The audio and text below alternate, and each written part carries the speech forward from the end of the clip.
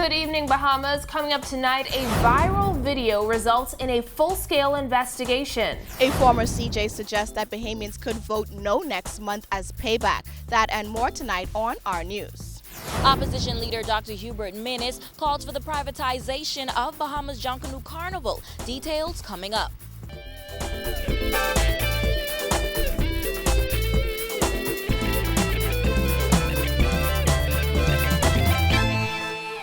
Welcome to our news. I'm Christina McNeil. Thanks for joining us. Topping news tonight, Education Minister Jerome Fitzgerald speaking out on what he called a troubling video of a 19-year-old girl being assaulted. His comments come one day after police revealed that they have launched a full-scale investigation into the matter and are questioning 4 males and a female. Vonique Toot reports. As police investigations continue into a video purporting to show a nude young woman being assaulted by a group of males, the Minister of Education has also vowed to get to the bottom of the matter. The 50-second video has been widely circulated on social media in recent days, resulting in a formal complaint being filed with the Royal Bahamas Police Force. Fitzgerald says the whole thing is unfortunate. Those who have seen it, it's very troubling indeed, very troubling for anybody to be exposed to that, and so, it's just unfortunate. Police sources tell our news the victim is 19 years old. At one point, the video shows the exposed young woman trying to put on a shirt. Fitzgerald says he has been in touch with police officials since the matter was brought to his attention over the weekend. On Sunday, I became aware of it, and I was in contact with the police with regard to it.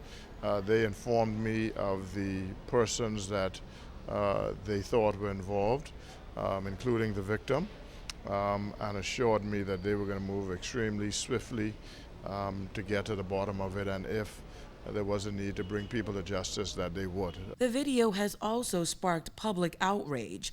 One Facebook user wrote, "That made me so angry. I hope they are all caught. It's so hurtful to see her so helpless." Another person posted, "That seriously hurt my heart. It's sick and sad that these are the young men growing up. How do you think this is okay?" Police revealed yesterday that 4 males and a female are in custody and assisting with investigations. This is a very serious offense, and so this is something that we'll work with the police on to see the nature of the charges and get a better understanding of the facts that were involved in the case. The Education Minister says while technology has its benefits, there is also a downside. Those kind of things are happening, but it appears that the young people in our country just think they can post everything on social media, and it's unfortunate. Technology, as I always say, is good if it's used for good, but unfortunately in times of this, people use it to depict the most harrowing of circumstances, and so we will get to the bottom of it. And the police, as I heard this morning, they are investigating it, and persons are assisting them with that.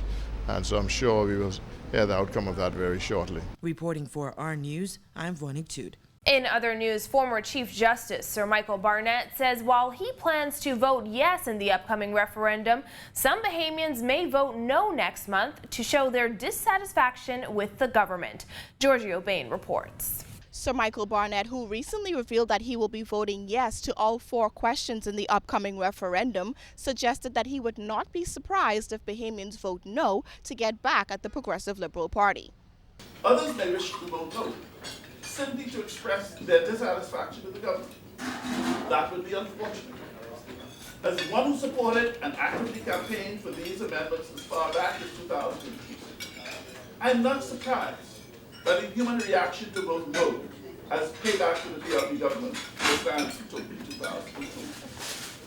I also understand the reluctance of those who voted no in 2002 to now vote yes. They are now being asked to vote yes to proposals they were advised to vote no a few years ago. The former Chief Justice said one of the main causes for the no vote back in 2002, when he served as Deputy Chairman of the Constitutional Commission, was the PLP campaigned against the referendum. At the time, the party was in opposition. In 2002, the FNM government sought to amend the Constitution to give effect to the Bahamas' obligation under the Convention. and with the support of the PLP opposition, caused Parliament to pass similar legislation as presently proposed, seeking to achieve gender equality. We all recall that the process failed, not because of the merits of the proposed changes, but because the opposition changed its position and urged the electorate to vote no in the required referendum. Sir Michael highlighted that a yes vote for question 4 will not open the door for same-sex marriage, which he claims is being used as a scare tactic ahead of the gender equality vote. I do not support the position advanced by others that the proposed amendment will now prevent Parliament from enacting laws prohibiting same-sex marriage, or will make unconstitutional the existing law which makes same-sex marriage important. It is important to note that the laws of the Bahamas presently prohibit same-sex marriages.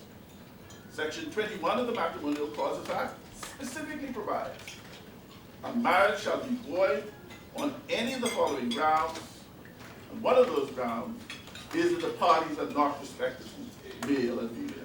Reporting for our News, I'm Giorgio Bain. Thanks, Giorgio. Well, if you're a newly eligible voter, Parliamentary Commissioner Sherlyn Hall warns you must register before May 25th to vote in the June 7th referendum.